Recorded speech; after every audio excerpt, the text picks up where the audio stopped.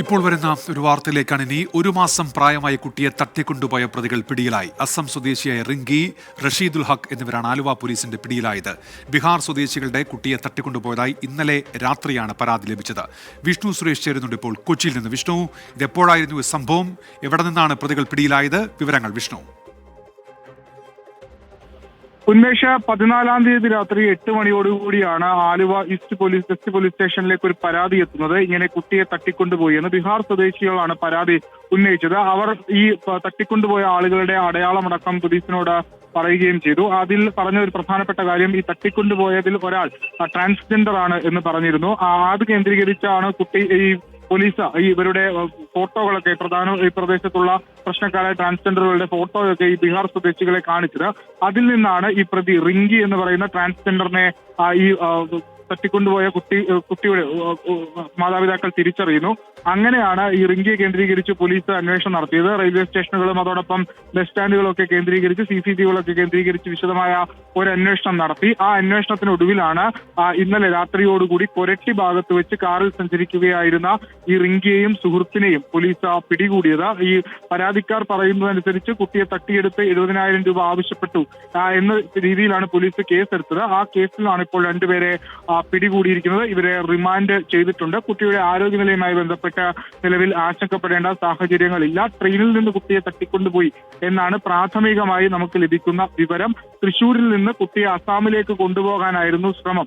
ഇതിനിടയിലാണ് പോലീസിന്റെ വലയിൽ ഇവർ പെട്ടത്. ഇവർ തമ്മിൽ ഏതെങ്കിലും തരത്തിൽ മുൻപരിചയമുണ്ടോ, അതല്ലെങ്കിൽ ആസൂത്രണമുണ്ടോ എന്നുള്ള കാര്യത്തിലൊക്കെ വിശദമായ പരിശോധന ആലുവ, എറണാകുളം റൂറൽ പോലീസിന്റെ ഭാഗത്തുനിന്ന് ഉണ്ടാകും. ഉന്മേഷം. വിഷ്ണു, ഇവർ ഈ പരിചയം മുൻപരിചയം ഉണ്ടായിരുന്നു എന്നുള്ള കാര്യത്തിൽ പോലീസിനൊരു വ്യക്തത വന്നിട്ടുണ്ടോ? കാരണം ഇത് എവിടെയായിരുന്നു ഇവർ ഉണ്ടായിരുന്നത്? തൊട്ടടുത്തുണ്ടായിരുന്ന ആളുകളാണോ? അപ്പോൾ അക്കാര്യത്തിലൊക്കെ ഒരു വ്യക്തത വരേണ്ടതില്ലേ വിഷ്ണു? ഉന്മേഷ്, വിശദമായ ഒരു അന്വേഷണം ആരംഭിച്ചിട്ടുണ്ട്. രണ്ട് ഭാഗത്തു നിന്നുള്ള, അതായത് നിലവിൽ ഈ പരാതി ഇങ്ങനെയാണ്: കുട്ടിയെ തട്ടിക്കൊണ്ടുപോയി 70,000 രൂപ ആവശ്യപ്പെട്ടു എന്ന പരാതിയിന്മേലാണ് പോലീസ് അന്വേഷണം ആരംഭിച്ചത്. ഈ കുട്ടി ബീഹാർ സ്വദേശികളുടേതാണെന്ന് പോലീസ് സ്ഥിരീകരിക്കുകയും ചെയ്തിട്ടുണ്ട്. ആ ഒരു പശ്ചാത്തലത്തിൽ ഈ റെയിൽവേ സ്റ്റേഷനുകളൊക്കെ കേന്ദ്രീകരിച്ച് നടത്തിയ അന്വേഷണത്തിലാണ് ഈ റിങ്കിയെയും അതോടൊപ്പം റിങ്കിയുടെ സുഹൃത്തിനെയും പിടികൂടിയത്. ഈ ബീഹാർ സ്വദേശികളും ഈ റിങ്കിയുമായി ബന്ധപ്പെട്ട ഏതെങ്കിലും തരത്തിലുള്ള ബന്ധമുണ്ടോ, ഇവർ തമ്മിൽ പരിചയമുണ്ടോ എന്നൊക്കെയുള്ള കാര്യങ്ങൾ വിശദമായ ഒരു അന്വേഷണം പോലീസ് നടത്തുന്നുണ്ട്. ഈ ചില വിവരങ്ങളൊക്കെ പോലീസിന് ഇതോടകം ലഭിച്ചിട്ടുണ്ട്. ഇതൊരു ആസൂത്രണം ഇതിലുണ്ടോ എന്നാണ് പോലീസ് പ്രധാനമായും സംശയിക്കുന്നത്. കാരണം ഇത്തരത്തിൽ കൃത്യമായി കുട്ടിയെ സ്പോട്ട് ചെയ്ത് തട്ടിക്കൊണ്ടുപോകണമെങ്കിൽ അത് നേരത്തെ കുട്ടിയെ നോക്കിവെച്ച് അങ്ങനെ ആയിരിക്കാം, അതല്ലെങ്കിൽ മുൻപരിചയം ഉണ്ടായിരിക്കാം എന്നുള്ളതാണ് പോലീസിന്റെ നിഗമനം. എന്നാൽ പ്രതികളെ പിടികൂടിയിട്ടുണ്ട്.